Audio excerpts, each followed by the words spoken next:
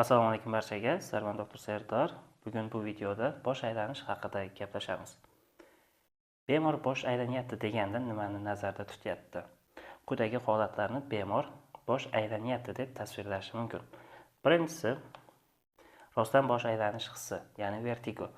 Atrof muhit aylanayotgandek yoki bemorning o'zi aylanib ketish hissini tasvirlashi mumkin. Bu asosan vestibulyar tizim, ya'ni ichki quloq va miya ustuni bilan bog'liq bo'lishi mumkin. Keyingisi, presinkopial holatlarni ham bemor bosh aylanish deb tasvirlashi mumkin. Aytadi bemor, ko'z oldim qorong'ilashadi, yiqilib qolay dedim. Bu holat asosan kardiologik muammolar, ya'ni gipotenziya, artmiyalar sabab bo'ladi. Keyingi, muvozanat saqlay olmaslik, ya'ni mast odamdek chayqalyapman deb ham aytish mumkin. Buni ham bemor bosh aylanish sifatida tasvirlashi mumkin. Bunda bemorning boshi aylanmaydi, tana muvozanati buzilgan. Asosan bo'ladi polinevropatiya, ko'rish muammolari yoki miyacha zararlanganda. To'rtinchisi, nospesifik yoki psixik. Bular asosan bemor aytadi, boshim ichida tuman bor yoki og'irlik hissi. Bu asosan xavotir, depressiya yoki dorilar ta'sirida kelib chiqishi mumkin. Biz agar bemorda haqiqiy bosh aylanish, ya'ni vertigo bo'lsa, bemorlarni guruhlashimiz shart. Ya'ni bizga bunda TI-TRADE algoritmi yordam beradi. T bu yerda vaqt, trigger, TR va 8 bo'lsa and targeted examination. Bu bo'yicha bemorni 3 guruhga ajratamiz. Ya'ni qancha davom etdi. Timing bo'yicha soat, kunlar yoki 1 daqiqa ham yetmasligi mumkin. Keyingisi trigger, ya'ni bosh harakatiga bog'liqmi yoki yo'qmi. Asosan biz bu videoda spontan epizodik sindrom haqida gaplashamiz. Spontan epizodik vestibulyar sindrom. Bunda yuqorida aytdik, trigger yo'q. Davomiyligi 20 minutdan 72 soatgacha davom etishi mumkin. Xarakteri asosan siklik kechadi, ya'ni xuruj payti bosh aylanish kuzatiladi va bemor oraliqda sog'lom yuradi. Eng ko'p asosiy sabablar nima? Birinchi o'rinda vestibulyar migren, keyingisi Menier kasalligi, keyin TIA turadi. Vestibulyar migren tashxis mezonlari. Birinchisi, o'rtacha yoki kuchli darajadagi vestibulyar simptomlar bilan kechishi. Kamida 5 ta epizod bo'lishi kerak. Biz hech qachon bemor birinchi marta kuzatilsa yoki ikkinchi marta kuzatilgan holatlarda vestibulyar migren tashxisini qo'ymaymiz. Davomiyligi 5 daqiqadan 3 kungacha davom etishi mumkin. Davolanmagan holatda. Keyingisi, bemor hozir yoki oldindan migren tashxisi mavjudligi yoki tashxislanmagan bo'lsa, bemor bosh og'rib turishini shikoyat qilishi mumkin. Keyingisi, quyidagi holatlardan bittasi bo'lishi kerak.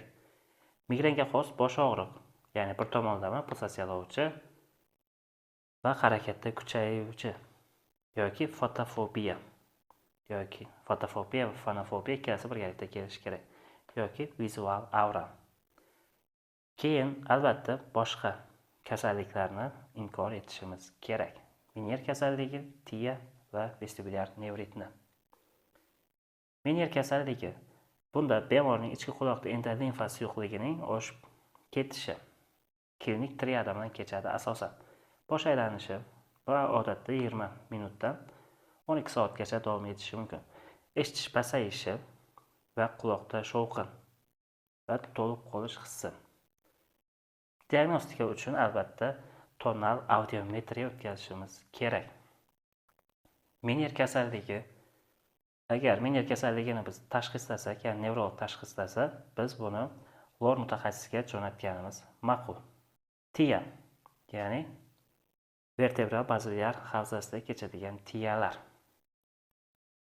Farqlaymiz, odatda bular qisqa davom etadi, 1 soatdan kamroq.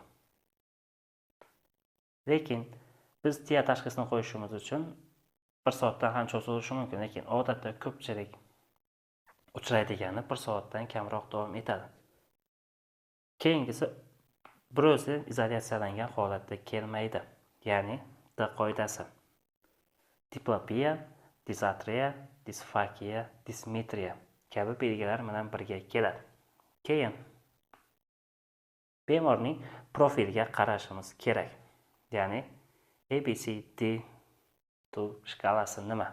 Bu yerda A yosh, ya'ni age 60 yoshdan oshgan bo'lishi mumkin. Keyingisi blood pressure, ya'ni qon bosimi yuqori 140 dan oshgan. Keyingisi clinic features. Bu yerda gemopiliya kabi holatlar kuzatilishi mumkin. Keyingisi 2ta D, ya'ni duration. Odatda 24 soatdan keyin qolmaydi yoki ikkinchisi D esa diabet kabi nimalar bo'lishi mumkin. Qo'shimcha kasalliklar, hamroh kasalliklar. Taktika: agar TIA tashxisini qo'yadigan bo'lsak, zudlik bilan shifoxonaga yotqizish va insult profilaktikasi qilishimiz kerak.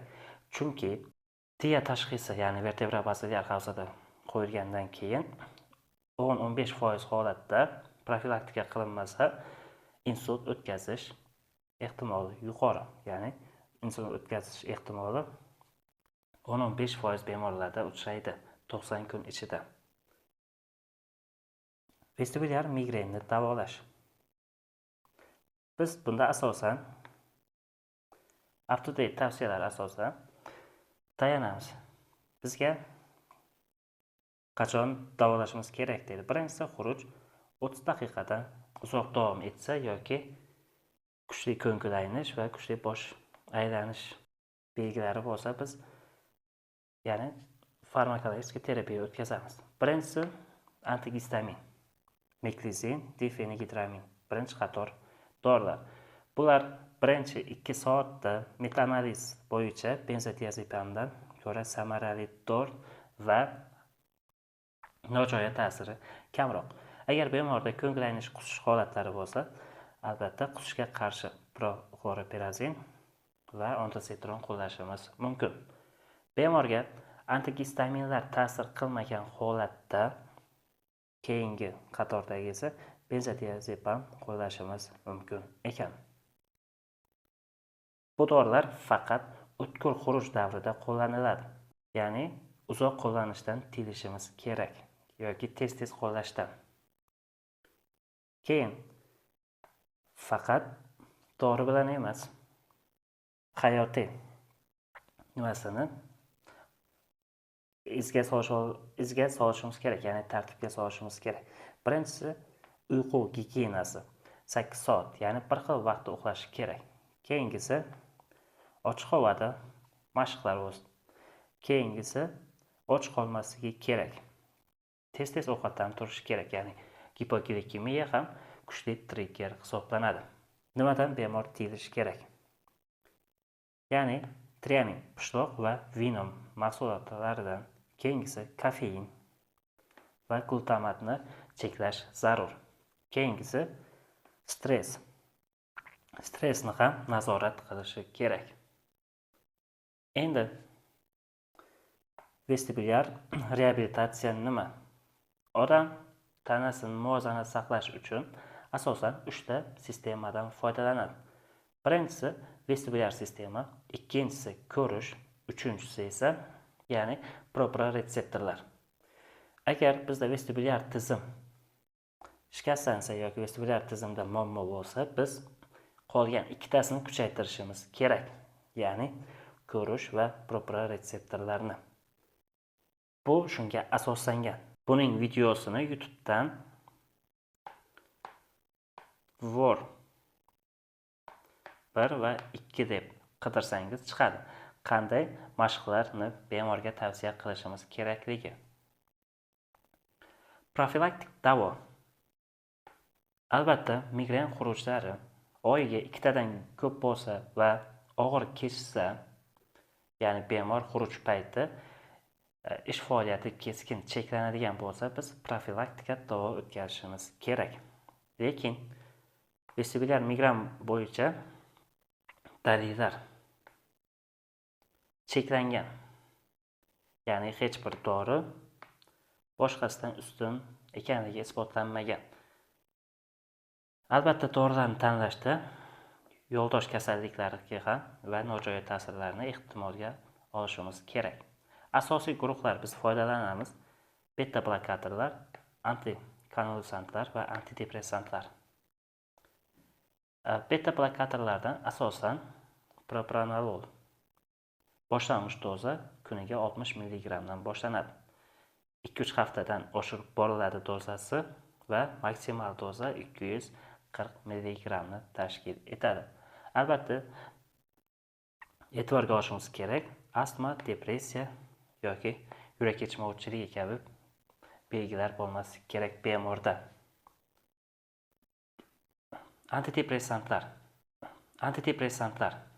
Venlafaxin doza 37,5 mg dan boshlanadi va haftada oshirilib boriladi.